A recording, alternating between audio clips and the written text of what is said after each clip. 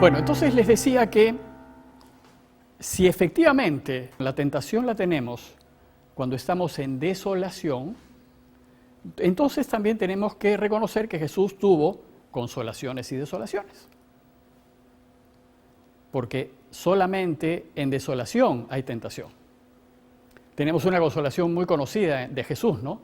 Te alabo, Padre, porque has revelado esto a los pequeños y sencillos. Jesús está contento, está profundamente feliz, está lleno del Padre, está en consolación. Pero tenemos desolaciones.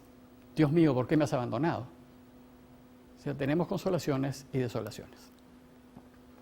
Entonces, solo en momentos de desolación, de oscuridad, de noche, es cuando el mal espíritu campea.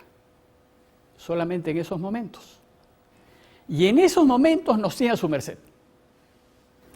Si nos dejamos. Y si nos dejamos, cuando estamos en desolación, vamos a elegir mal. ¿Qué es lo que Él quiere? Luego, hay que tener mucho cuidado cuando estamos en desolación. Porque es en ese momento cuando nos presentará sus falsas consolaciones y nos hará creer que estamos siendo movidos por Dios. Recordemos pues que una falsa consolación es en realidad una desolación.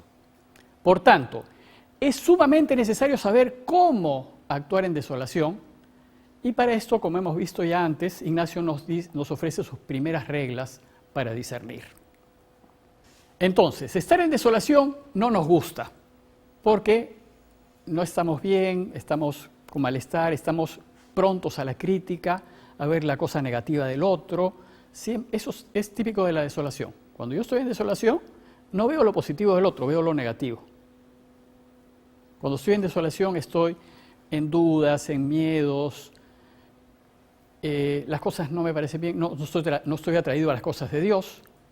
Entonces no nos gusta estar en desolación y la tentación apelará a nuestros deseos de salir de la desolación. La tentación que va a decir, ¿para qué estás en desolación? Sal de ella. Y entonces, ¿cuándo? Porque la pregunta es, ¿cuándo somos tentados? Hemos visto que las desolaciones pueden ser con causa también.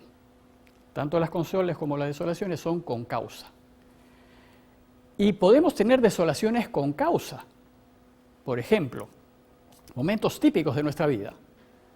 Por ejemplo, cuando yo estoy en una dificultad, me causa desolación. Estoy en una dificultad. O estoy en una necesidad. O estoy ante una preocupación.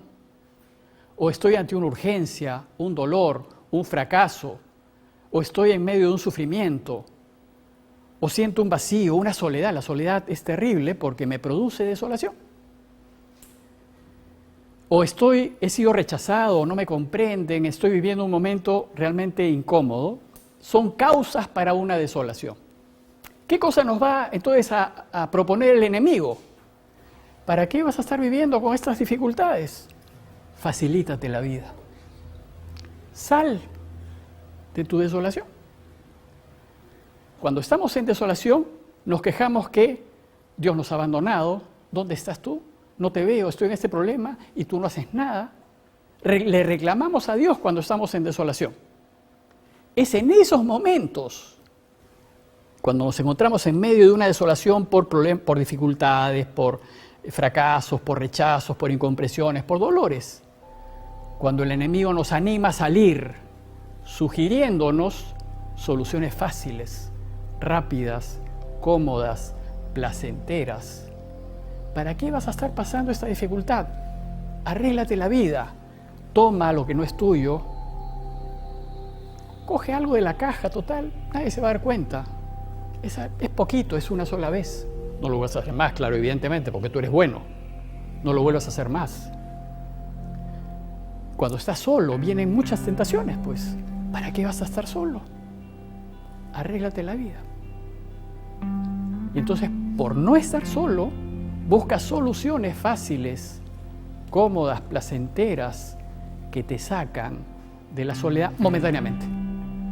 Porque tú eliges y momentáneamente estás distraído, pero como es una desolación, inmediatamente caes en el vacío, en el sinsentido, en la soledad peor.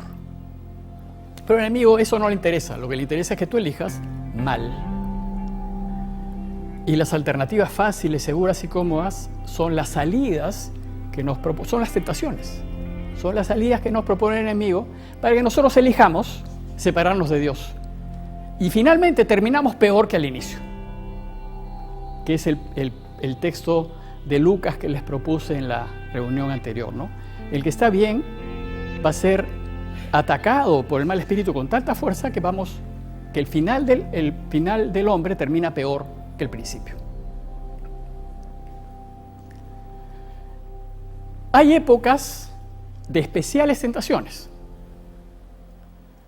en donde interviene con fuerza el mal espíritu.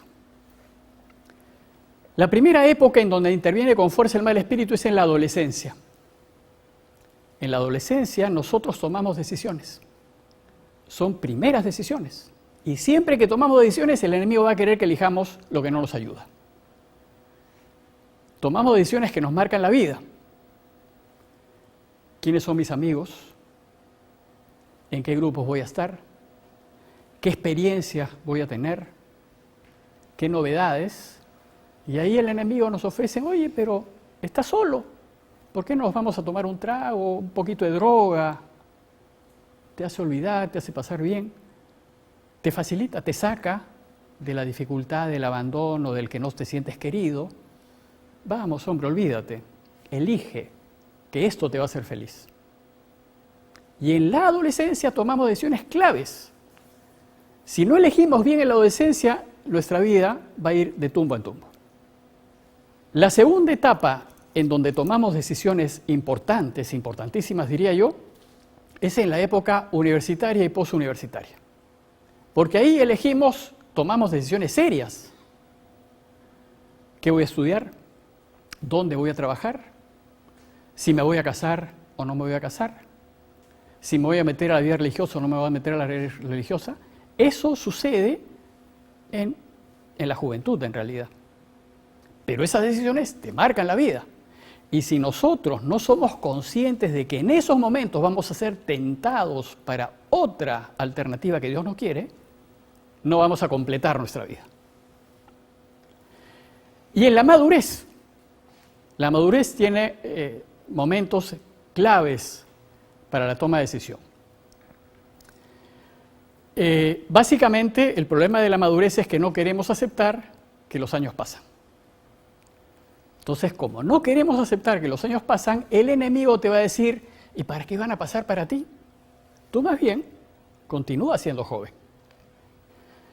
En las mujeres es el tiempo de la menopausia, un tiempo en donde el enemigo principalmente se mete para intervenir. Usa cambios físicos que afectan la claridad de mis decisiones. El carácter es irascible, se vuelve más sensible la mujer y además se tiende a culpabilizar al otro. Ese es el momento de asumir los años, pero hay resistencia, nadie quiere envejecer. Entonces, en esos momentos tomamos decisiones porque no nos gusta que el tiempo pase. Este tiempo requiere de mucha paciencia, especialmente de la paciencia del marido y de los hijos que tienen que entender que las mujeres pasan pues por este tiempo de dificultades y que tampoco tomen decisiones, porque cuando deciden en momentos difíciles van a equivocarse. Pero los hombres pasan un momento peor todavía. En los hombres las tentaciones de la madurez son muy fuertes. Entre los 48 y 58 años, aproximadamente, es la época de la andropausia o menopausia masculina. Y se la conoce, en el término espiritual, se le conoce como la época del demonio del mediodía. El mediodía en la vida de uno, el mediodía pues es los 50 años más o menos. En ese momento el enemigo ataca con muchísima fuerza, por la misma razón, porque los hombres no quieren perder su juventud.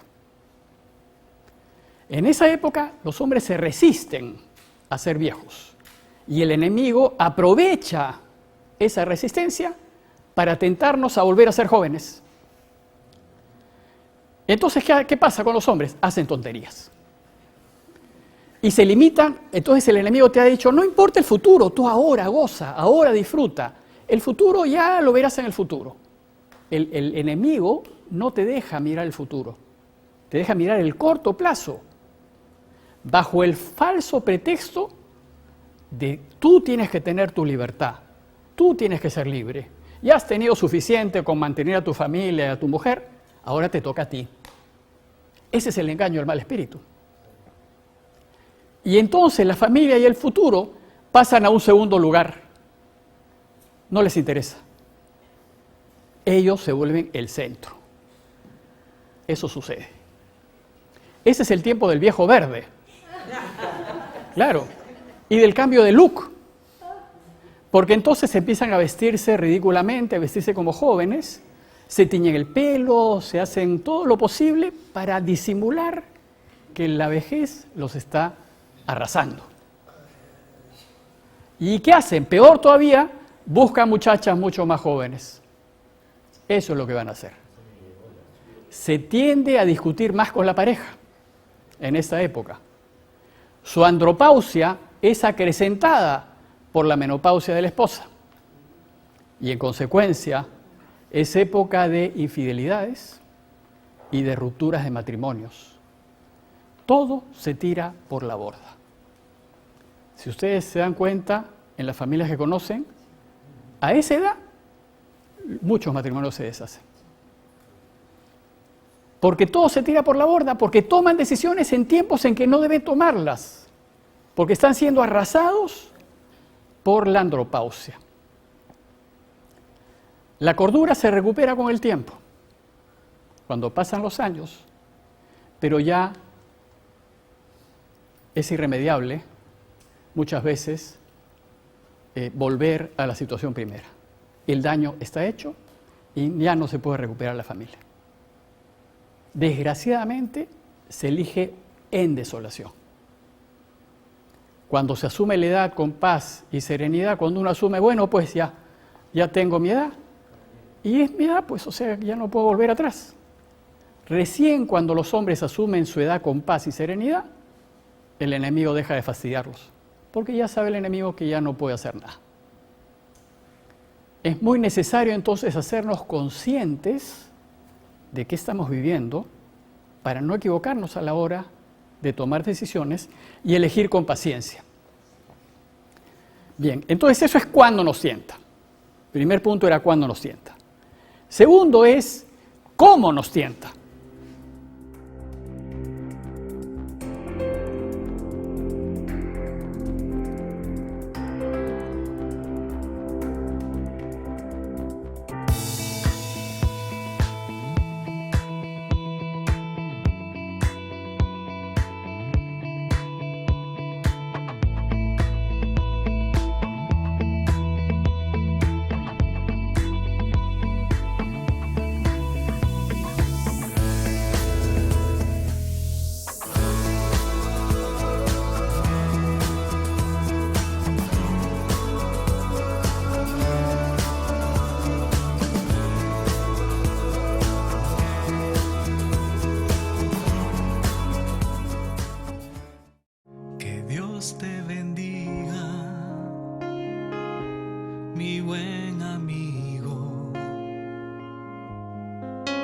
Que la paz y el amor reinen en tu camino.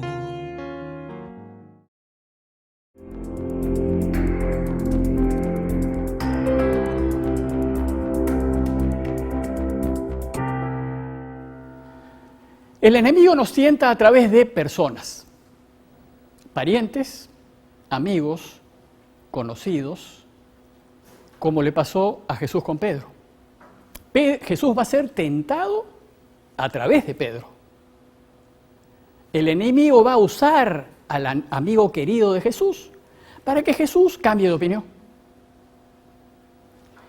Y eso nos pasa a menudo. Por ejemplo, cuando yo decidí ser jesuita, yo tenía 28 años.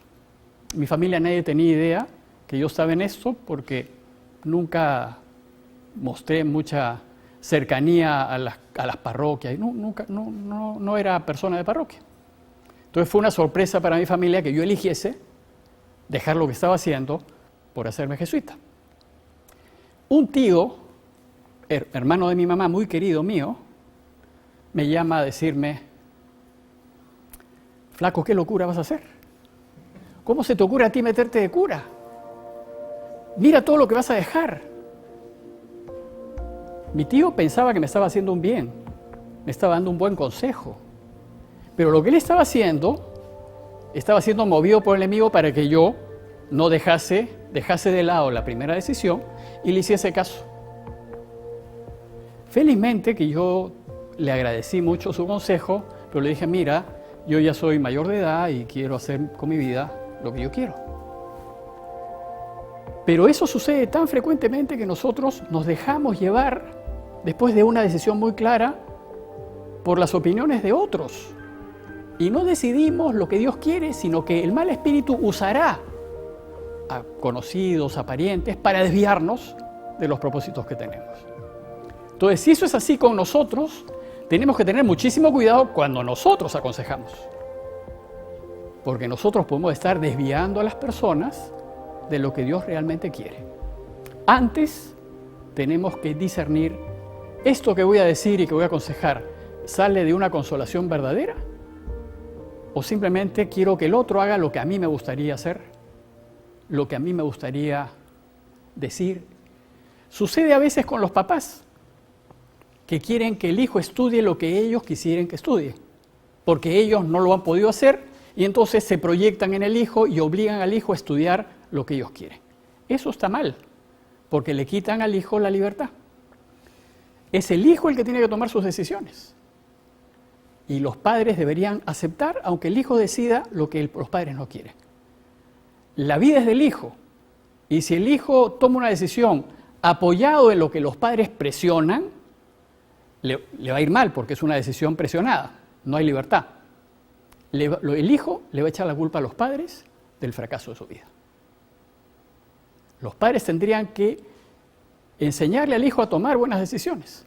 La misión de los padres es enseñarle que el único fin tiene que ser Dios y que siempre hay que elegir lo que es recto, bueno, justo y verdadero, porque Dios es lo que tenemos que elegir en la vida, y que ellos vean cómo llegan a Dios. En el cómo entonces no podemos intervenir.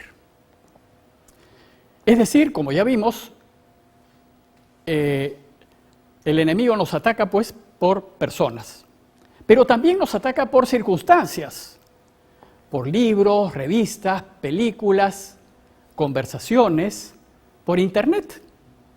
El enemigo te va a decir: oye, haz un clic, es todo lo que necesitas, un clic, es tan fácil, total es una sola vez. La tentación está a la distancia de un clic, nada más. Dependerá de nosotros. Además te va a argumentar, porque te van a meter argumentos que te van a justificar que vale la pena hacer clic. ¿Y cómo lo hace? O sea, lo va a hacer a través de personas, pero lo hace aprovechando fundamentalmente nuestro carácter y nuestra personalidad. Ya sean nuestras fortalezas, por ejemplo, si tenemos un carácter fuerte, nos va a hacer tomar decisiones que pisemos al otro, que lo destruyamos, que aplanemos al otro. ¿Por qué? Porque nosotros somos fuertes. Y entonces, aprovechando esa fortaleza mía, me va a hacer tomar decisiones que no unen, sino que destruyen. O puede ser lo contrario. Si mi personalidad es más bien débil, si soy tímido, ¿qué va a hacer el enemigo? Ante una situación, por ejemplo, de injusticia, te va a decir: tú no hables, porque como eres tímido, tú no digas nada, tú quédate callado, y nos paraliza.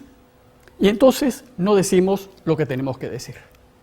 O sea, el enemigo nos cancela por todos lados para evitar siempre que hagamos el bien. Y más bien va a atenuarnos, limitarnos, frenarnos en las cosas que tenemos en favor de Dios. Es decir, como dice Pedro, nos ataca como león rugiente buscando a quien devorar.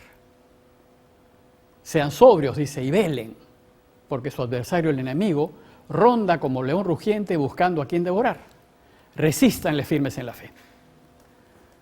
El tema es que se apoya esa atracción profunda que tenemos, que viene del pecado original, que es que yo quiero para mí, donde yo tengo que ser el centro. El mundo tiene que circular en torno mío. Y entonces va a generar en mí pensamientos, ideas, proyectos que parecen buenos, pero que no son de Dios. Me va a incitar a mantener posturas y opiniones y críticas que dividen y obstaculizan pues la comunión y crean un clima de malestar. Lo va a hacer, me va a sugerir, haz eso.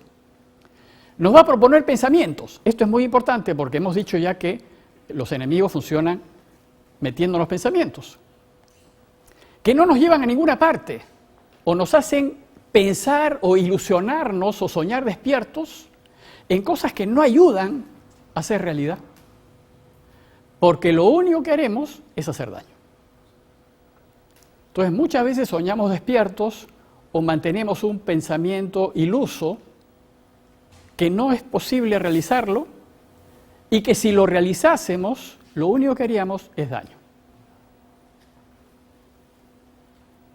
Y por eso es que es tan importante lo de los pensamientos que, por ejemplo, Jesús nos dice en Mateo, todo el que mira a una mujer o toda mujer que mira a un hombre, deseándola o deseándolo, ya cometió adulterio con ella en su corazón. O sea, cuando dejamos que el pensamiento de la infidelidad anide en nosotros, el único resultado es el daño. Si esto es así, si lo que Jesús dice es así, tenemos que tener muchísimo cuidado con lo que pensamos. Y tenemos que descartar inmediatamente el pensamiento que no construye. Porque lo único que estábamos haciendo es haciéndonos ilusión de algo cuya concreción, lo único que significará será daño a los demás.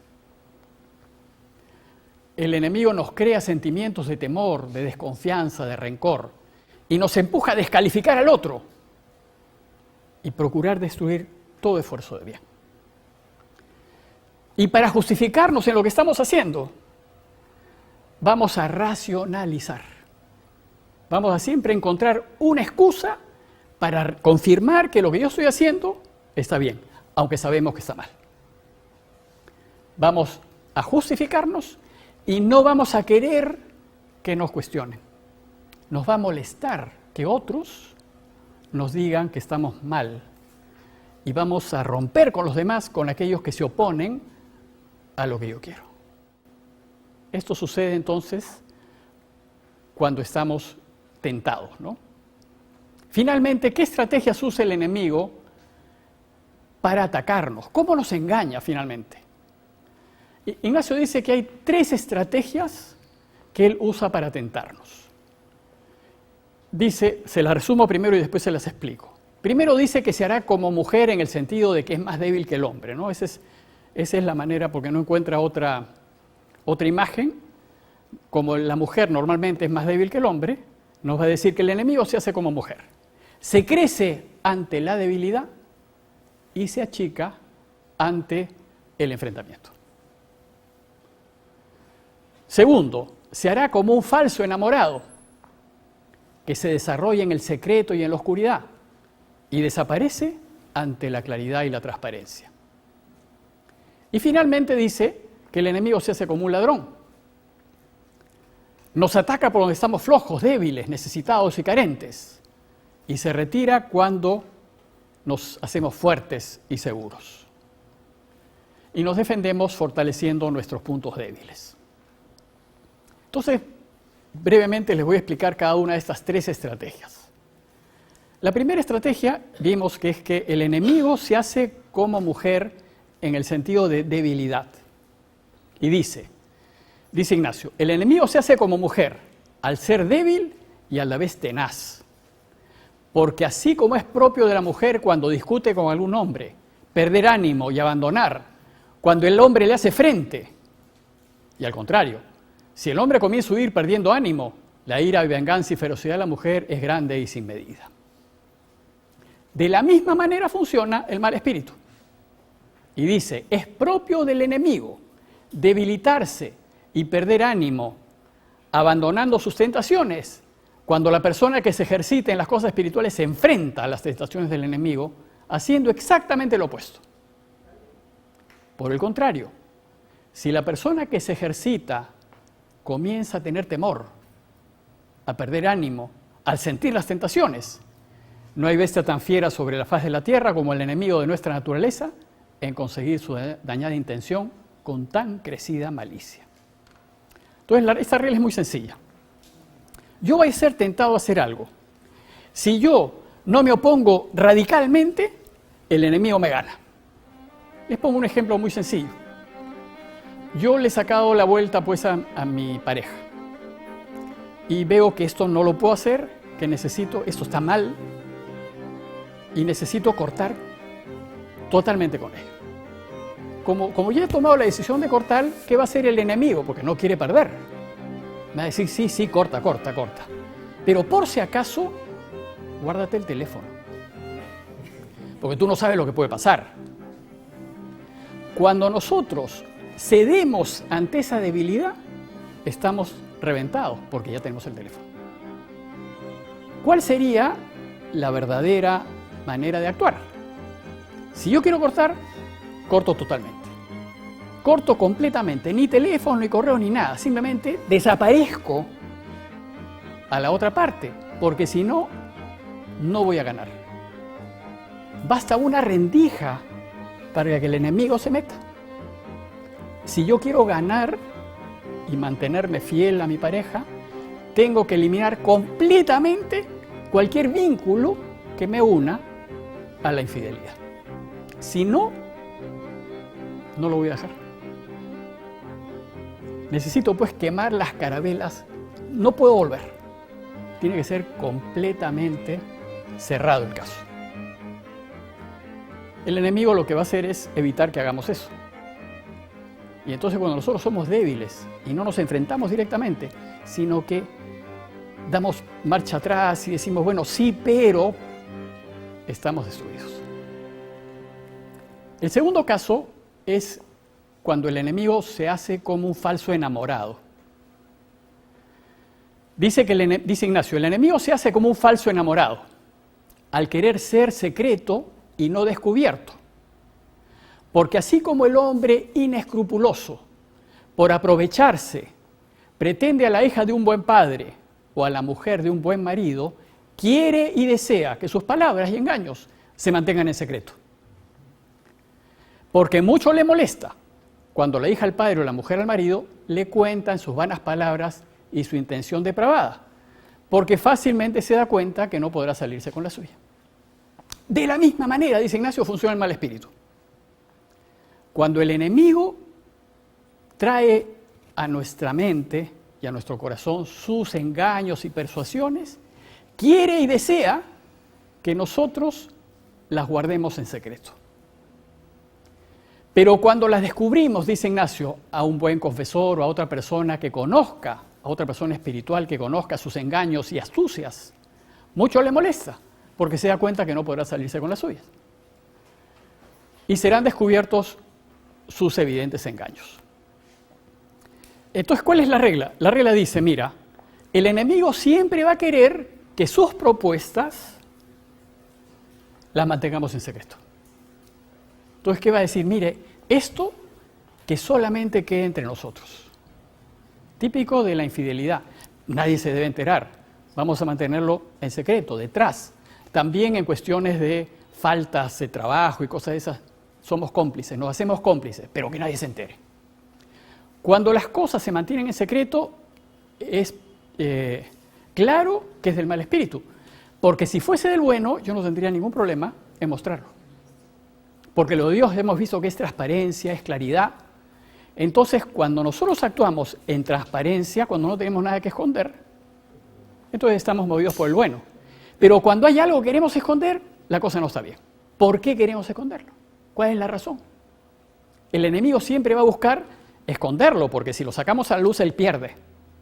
Pero si lo mantenemos en secreto, nos gana. Por eso es que nosotros tendríamos que vivir de tal manera nuestra vida que no tengamos nada oculto. Que todo lo que vivamos sea posible mostrarlo al mundo. Porque si algo de nuestra vida lo necesitamos esconder, es que Dios no está ahí. Dios no puede estar ahí. No podemos tener rabo de paja. La conclusión entonces es que toda mi vida tiene que estar absolutamente transparente, que me investiguen, que vean absolutamente, les muestro todo. Yo más bien sería de la postura de si me cuestionan, les abro todas mis cuentas, les muestro todo, para que vean que no tengo nada que esconder. Pero en el momento en que yo algo tengo que esconder, es que no hay claridad. Les pongo un ejemplo más familiar para que vean cómo funciona el enemigo. Yo tengo un hermano 1 año menor que yo, y cuando éramos adolescentes, en ese tiempo sí, uno iba a la matiné, pues, ¿no? Que era de 3:45, creo, a 6, ¿no? Mi hermana le pide permiso a mi mamá para ir a la matiné con sus amigas. Y mi mamá le dice, bueno, vayan, pero tengan en cuenta una cosa. Si una persona, un hombre, se sienta al costado de ustedes y las comienza a fastidiar, ustedes griten, hagan escándalo, que se prendan las luces, que quede en evidencia que los está fastidiando. Ese señor se va, desaparece, porque ha quedado en evidencia sus engaños. Pero si ustedes se paralizan por el miedo, que es del mal espíritu, y no dicen nada, el enemigo las puede hacer muchísimo daño. Entonces lo que hay que hacer es hablar, decir. Por eso el consejo de Ignacio es, cuando tú seas tentado, háblalo. Dilo a tu buen confesor, a una persona espiritual que conozca cómo funciona el mal espíritu, porque ya no va a poder engañarte, porque va a quedar expuesto y lo vas a anular. Y finalmente, el tercer caso es el de el enemigo cuando nos ataca se hace como ladrón. Dice Ignacio, asimismo, el enemigo se hace como un aguijeo para vencer y robar lo que desea. Porque así como un aguijeo o delincuente del campo, tomando posición y mirando las fuerzas o seguridades de una propiedad, la ataca por la parte más débil, de la misma manera hace el enemigo con nosotros. Ronda, dice, en torno nuestro y mira nuestras virtudes. Y por donde nos encuentre más débiles y más necesitados para nuestra salvación, por ahí nos ataca y procura tomarlos. Es como un ladrón, dice Ignacio. El ladrón que quiere robar una casa va a mirar por dónde se puede meter. Si se puede meter por el techo, por la ventana, por qué puerta, y por ahí se va a meter. El enemigo va a hacer lo mismo. Y si nuestras seguridades son débiles, por ejemplo, si tenemos problemas de tipo comunitario o tenemos problemas de pobreza o digamos, si estamos tentados a tomar lo que no es nuestro o, en fin, o a ser críticos o chismosos, si vamos por ahí nos va a atacar. No nos va a atacar por donde somos fuertes. Por ejemplo, si somos curiosos, es una cosa curiosa. Si somos curiosos, el enemigo va a aumentar nuestra curiosidad y va a hacer que nosotros, digamos, destruyamos al otro por curiosidad. ¿Qué es lo que hay que hacer, dice Ignacio, en este tiempo? Pues reforzar las partes débiles, ¿no? Si mi debilidad es la sensualidad, pues algo tengo que hacer, porque por ahí se va a meter. Y por ahí van a venir los pensamientos y por ahí van a venir las sugerencias para que yo caiga. Finalmente, con esto terminaríamos la parte del discernimiento en sí. Pero el discernimiento concluye en la toma de una decisión. O sea, yo hago discernimiento para decidir. Y entonces, para terminar esta serie, quisiera proponerles lo que San Ignacio nos sugiere para tomar decisiones.